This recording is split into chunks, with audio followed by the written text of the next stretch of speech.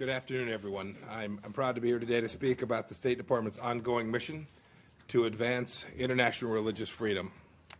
This mission is not just a Trump administration priority, it's a deeply personal one. For many years, I was a Sunday school teacher and a deacon at my church, and that might sound unusual to a lot of folks inside the Beltway, but I'm one of millions of Americans and billions of people across the world who live in a knowledge of a higher power. I often humbly reflect on how God's providence has guided me to this office to defend this cause. I think about how, as an American, I've been blessed to enjoy the unfettered exercise of religious freedom, our first liberty here in the United States. But in much of the world, governments and groups deny individuals that same unalienable right. People are persecuted, handcuffed, thrown in jail, even killed for their decision to believe or not to believe, for worshiping according to their conscience, for teaching their children about their faith, for speaking about their beliefs in public, for gathering in private, as so many of us have done, to study the Bible, the Torah, or the Quran. Go into any mosque, any church, any temple in America, and you'll hear the same thing. Americans believe that kind of intolerance is deeply wrong. That's why the Trump administration has promoted religious freedom like never before in our foreign policy agenda. Given our own great freedoms, it's a distinctly American responsibility to stand up for faith in every nation's public square. So today I'm pleased to announce that here at the State Department, we're elevating the Office of International Religious Freedom along with the Office of the Special Envoy to monitor and combat anti-Semitism within our organization. Effective immediately, each of these two offices will report directly to the Undersecretary for Civilian Security, Democracy, and Human Rights. Sam Brownback, the Ambassador at Large for Religious Freedom, will continue to report directly to me. This reorganization will provide these offices with additional staff and resources and enhance partnerships both within our agency and without.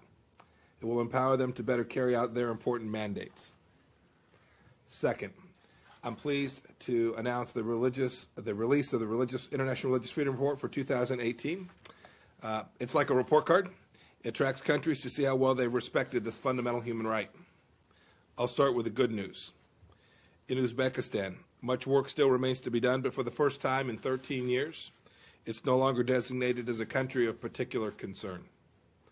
This past year, the government passed a religious freedom roadmap. 1,500 religious prisoners have been freed, and 16,000 people that were blacklisted for their religious affiliations are now allowed to travel. We look forward to seeing legal reforms to registration requirements so more groups may worship freely and so children may pray at mosques with their parents. In Pakistan, the Supreme Court acquitted Asia Bibi, a Catholic, of blasphemy, sparing her the death penalty after she spent nearly a decade in prison. However, more than 40 others remain jailed for life or face execution on that very same charge. We continue to call for their release and encourage the government to appoint an envoy to address the various religious freedom concerns. And in Turkey, at President Trump's urging, they released Pastor Andrew Brunson, who had been wrongfully imprisoned on account of his faith. We continue to seek the release of our locally employed staff there. In addition, we urge the immediate reopening of the Halki Seminary near Istanbul.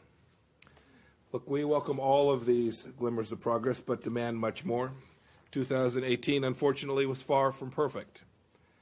As in previous years, our report exposes a chilling array of abuses committed by oppressive regimes, violent extremist groups, and individual citizens. For all those that run roughshod over religious freedom, I'll say this: the United States is watching, and you will be held to account. In Iran, the regime's crackdown on the Baha'is, Christians, and others continues to shock the conscience. In Russia, Jehovah's Witnesses were absurdly and abhorrently branded as terrorists as authorities confiscated their property and then threatened their families. In Burma, Rohingya Muslims continue to face violence at the hands of the military. Hundreds of thousands have fled or been forced to live in overcrowded refugee camps. And in China, the government's intense persecution of many faiths, Falun Gong practitioners, Christians, and Tibetan Buddhists among them, is the norm. The Chinese Communist Party has exhibited extreme hostility to all religious faiths since its founding. The party demands that it alone be called God. I had a chance to meet with some Uyghurs here, but unfortunately, most Chinese Uyghurs don't get a chance to tell their stories. That's why, in an effort to document the staggering scope of religious freedom abuses in Xinjiang, we've added a special section to this year's China report. History will not be silent about these abuses, but only if voices of liberty like ours record it. Finally, I'll just mention one more reason this report matters so much. It will inspire conversations leading up to our second annual Ministerial to Advance Religious Freedom that I'll be hosting here in mid-July. This year, we'll welcome up to 1,000 individuals who will renew their zeal for the mission of religious freedom, and I'm proud to be one of them. I'm crossing the days off my calendar waiting for this. Last year was the first time in history that there had been such a foreign ministerial level conference on religious freedom. We brought together representatives and activists and religious leaders from virtually every corner of the world. It was truly a stunning show of unity, people of all faiths standing up for the most basic of all human rights. It was so successful that I immediately committed to hosting it the next year on the very day. Look, the good work that was done didn't stop at the end of that conference.